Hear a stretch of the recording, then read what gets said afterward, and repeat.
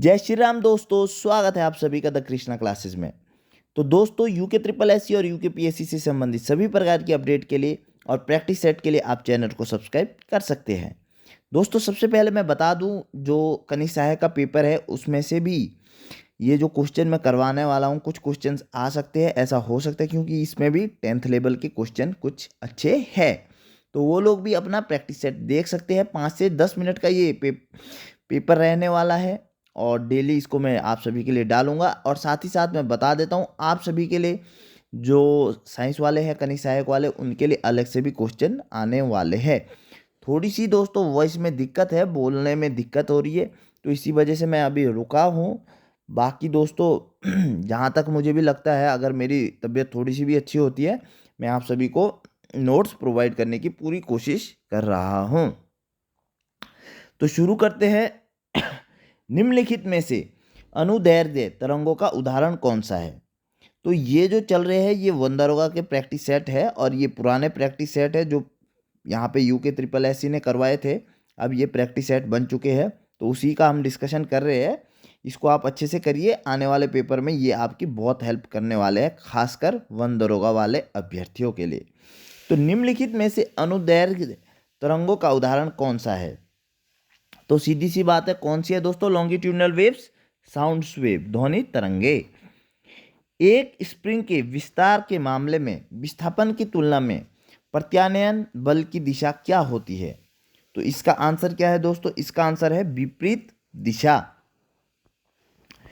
Tincture iodine में निम्न में से किसका उपयोग किया जाता है? तो आंसर क्या है? इथेनॉल। अपरद खाद्य श्रृंखला का प्रारंभिक बिंदु क्या है? तो आंसर है इसका दोस्तों मृत कार्बनिक पदार्थ। इंपोर्टेंट क्वेश्चन है ये, क्वेश्चन नंबर 5। क्षार धातुएं शक्तिशाली अपचायक है क्योंकि उनकी आयनन एंथैल्पी निम्न होती है। दोस्तों, क्वेश्चन नंबर 6 भी इंपोर्टेंट है, ऐसा नहीं है। एक आदर्श कमानी में एक ब्लॉक को पकड़े हुए कमानी पर कमानी बल डैश डैश के समानुपाती होता है। तो आंसर है साम्य अवस्था से ब्लॉक के विस्थापन के समानुपाती होता है। ठीक है जी। पूसा गौरव डैश डैश की एक किस्म है जो एफिड्स के लिए प्रतिरोधी है। तो किसकी किस्म है वो? ब्रेसिका की। ठीक है।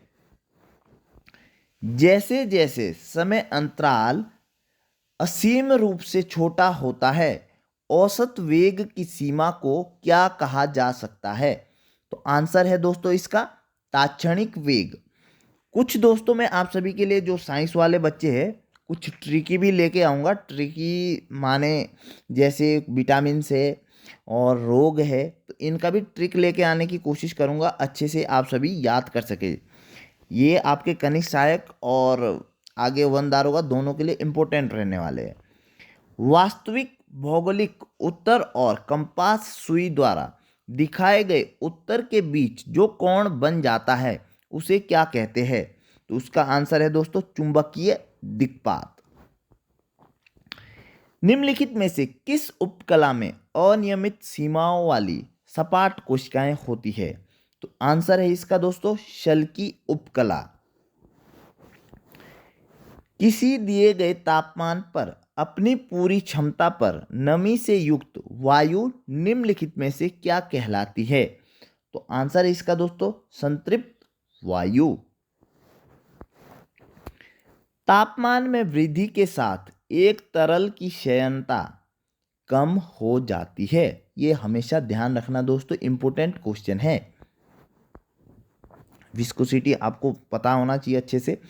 सिक्किम का वह कौन सा राज्य पशु है जिसे international union for conservation of nature IUCN द्वारा लुप्त प्राय के रूप में सूचीबद्ध किया गया है?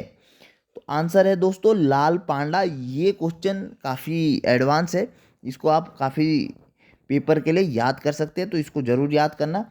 किसी पिंड के त्वरण का मान शून्यतर रखने के लिए क्या आवश्यक है?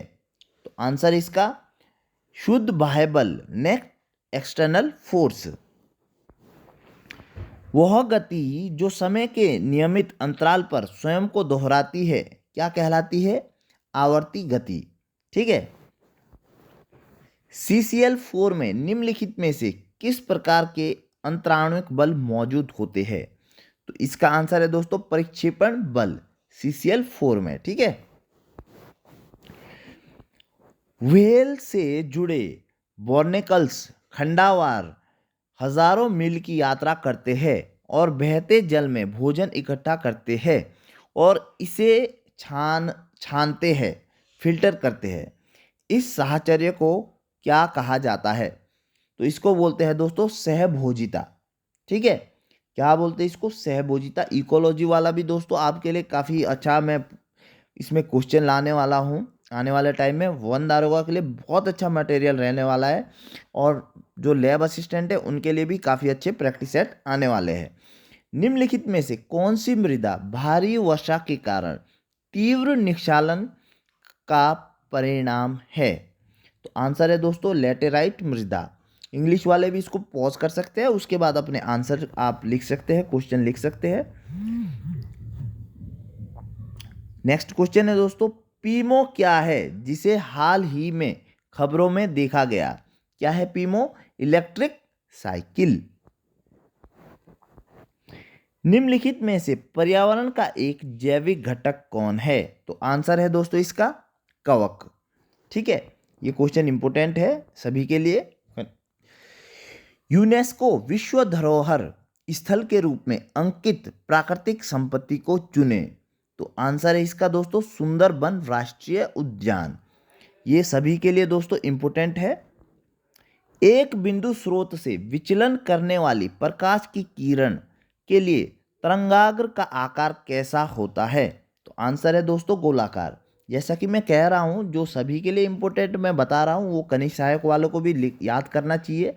आगे अगर वो SSC का पेपर भी देते हैं या कि कोई भी ऐसे पेपर देते हैं जिसमें साइंस आए तो वो क्वेश्चन उनके लिए भी इम्पोर्टेंट है और वन दारोगा वालों के लिए भी। कुछ मैं स्पेशली वन दारोगा वालों के लिए कह रहा हूँ तो वो क्वेश्चन उन्हें जहाँ तक मुझे लगता है उनको वो क्वेश्चन लिखने चाहिए नोटबुक में और अच्छे से इनको आप याद कर सकते हैं। सिर्फ और सिर्फ 10 से 15 मिनट की प्रोसेस है और आपका बहुत अच्छा तैयारी होगा।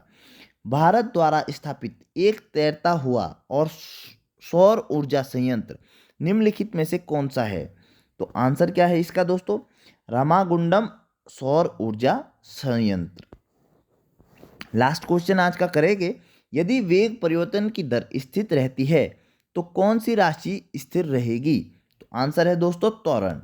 थोड़ा सा वॉइस में भी दिक्कत है, आप सभी लोग वॉइस को इग्नोर करिए, आप क्वेश्चन को अच्छे से राइट डाउन करिए।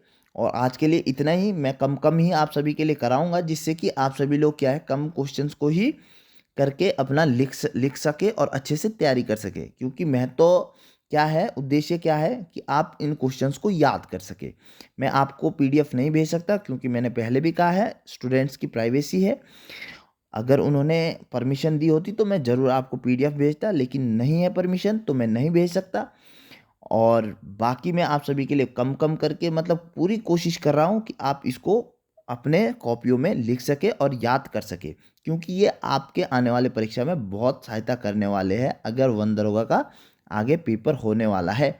और खनिज सहायक वालों के लिए भी इसमें कुछ इंपॉर्टेंट क्वेश्चन है वो मैंने बता दिए है। बाकी खनिज सहायक के लिए मैं अलग से क्लास लेकर आने वाला हूँ, काफ़ी क्वेश्चंस उसमें रहने वाले हैं और वन दरोगा के लिए भी अलग से क्वेश्चंस आएंगे और साथ में लैब असिस्टेंट के लिए भी अलग से प्रैक्टिस सेट आने वाले हैं। बाकी हम लैब असिस्टेंट और हॉर्टिकल्चर बाद में बात करेंगे इस चीज़ पे क्या होने वाला है।